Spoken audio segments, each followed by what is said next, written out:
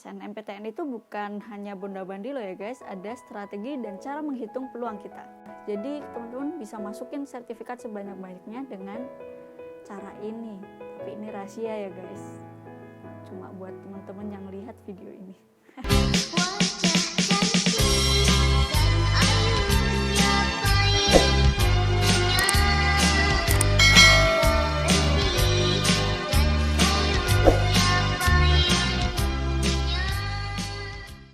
Halo teman-teman, semoga kalian semua sehat-sehat aja.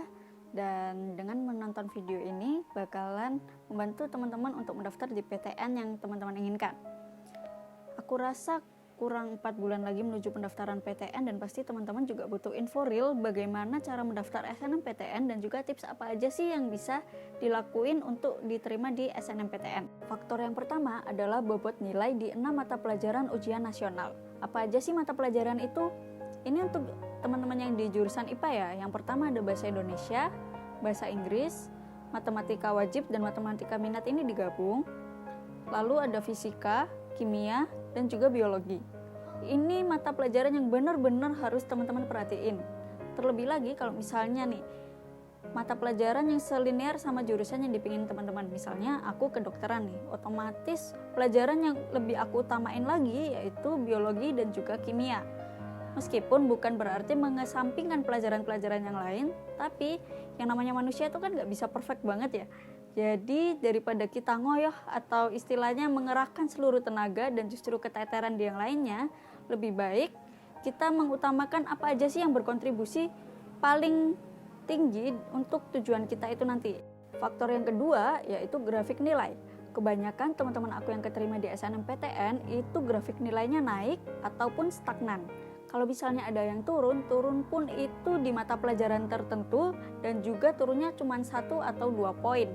Nah kalau di kasus aku, meskipun di kelas 10 matematika wajib aku dapat C atau nilainya sekitar 82 dan 83, terus bahasa Inggris aku juga dapat C di semester 1 itu, tapi kemudian aku mengalami peningkatan drastis di kelas 11 atau waktu itu mulai semester 3. Nah ini perjuangannya penuh air mata dan juga cucuran darah teman-teman. Oke, faktor yang ketiga yaitu pilihan jurusan dan juga universitas teman-teman. Nah, ini teman-teman setelah melihat bobot nilai yang teman-teman bawa dan juga grafiknya, lalu teman-teman lihat passing grade-nya. Istilahnya teman-teman bisa tanya ke BK, itu melihat alumni yang keterima di universitas dan jurusan impian teman-teman, atau kalau misalnya teman-teman les di bimbel tertentu gitu ya. Kalau aku itu mereka punya transkrip nilai dan juga ada data lengkap mengenai alumni yang bimbel di situ dan keterima di univ dan jurusan melalui SNMPTN. Kemudian untuk pilihannya juga, kalau misalnya jurusan yang teman-teman pengen itu jurusan favorit, usahakan jangan pernah menaruh di pilihan kedua. Jadi misalnya nih, kedokteran UNER. Kalau misalnya teman-teman pokoknya pengen kedokteran dan yang pilihan pertama itu kedokteran UNER, jangan sampai milih yang di pilihan kedua itu kedokteran Universitas Brawijaya, Universitas Negeri Jember, dan lain-lain kayak gitu. Karena bakalan kedepak teman-teman. Istilahnya mereka bakal memprioritaskan orang-orang yang nilainya sebaik teman-teman tapi menaruh mereka di pilihan pertama. Jadi untuk yang menaruh mereka di pilihan kedua nggak bakalan diperhitungin. Kita sampai ke faktor yang keempat yaitu akreditasi SMA dan juga indeks alumni. Kebanyakan teman-teman yang keterima di SNMPTN itu karena emang SMA-nya itu akreditasinya A, karena bisa mendapatkan jatah 40% untuk didaftarkan ke SNMPTN. Ini hanya untuk jatah pendaftaran ya, belum keterimanya. Nah, untuk indeks alumni sendiri ini ditentukan dari berapa banyak alumni-alumni sebelumnya yang masuk ke universitas dan jurusan tersebut. Kemudian bagaimana alumni itu mempertahankan nilai di kuliah tersebut. Bisa jadi bertambah, bisa jadi berkurang, ataupun tetap. Ini tergantung kebijakan kampus itu dan juga kebijakan pemerintah ya teman-teman. Karena di tahun ini, di tahun aku, ini juga terjadi pengurangan jatah. Misalnya untuk Universitas Airlangga sendiri biasanya di SMA favorit itu punya jatah sekitar 5 anak. Tapi terjadi pengurangan hingga hanya 3 anak karena memang sepertinya di universitas-universitas seluruh Indonesia, terutama yang ternama, itu memberikan jatah lebih untuk daerah-daerah lain. Jadi nggak hanya tersenter di daerah itu sendiri, kayak gitu. Oh ya, teman-teman, kalau misalnya kenapa sih kok harus jatah itu melalui alumni-alumni yang sebelumnya, apa kita nggak bisa buka jalan di jurusan yang lain nih melalui SNMPTN? Bisa teman-teman sebenarnya, tapi ini juga tergantung prestasi dan nilai yang teman-teman bawa.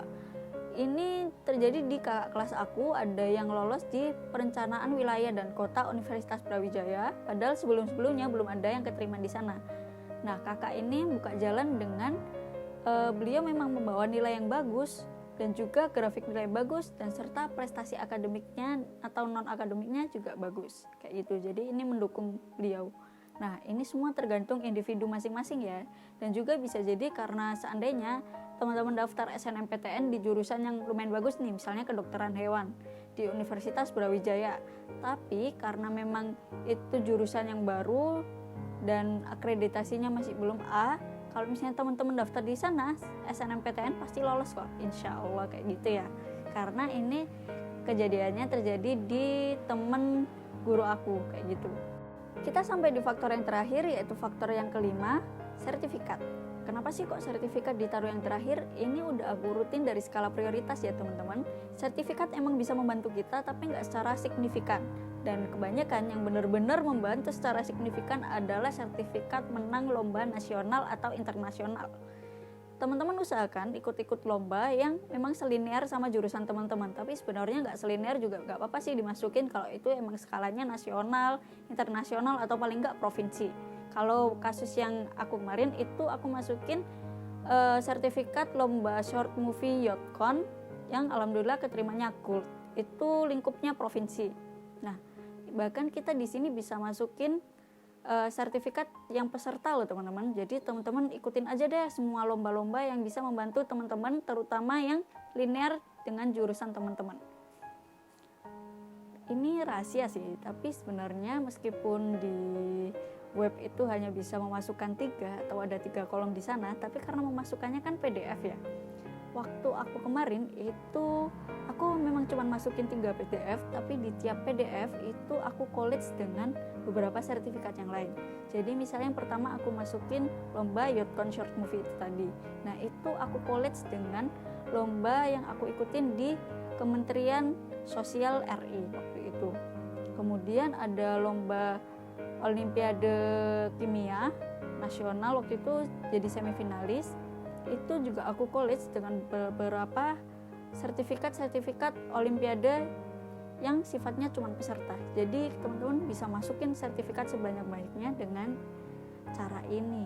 Tapi ini rahasia ya guys, cuma buat teman-teman yang lihat video ini. Nah, kita sampai di penghujung video nih teman-teman. Gimana? Sudah tercerahkan belum pandangan bagaimana cara lolos SNMPTN? Kalau teman-teman sudah mulai tercerahkan nih, jangan lupa like, subscribe, dan juga share ke teman-teman yang lain ya, supaya mereka mendapatkan ilmu yang sama dari informasi ini. Oh ya, jangan lupa untuk nonton video selanjutnya, aku bakalan bahas soal timeline SNMPTN, SBMPTN, dan juga Mandiri. Stay tune ya!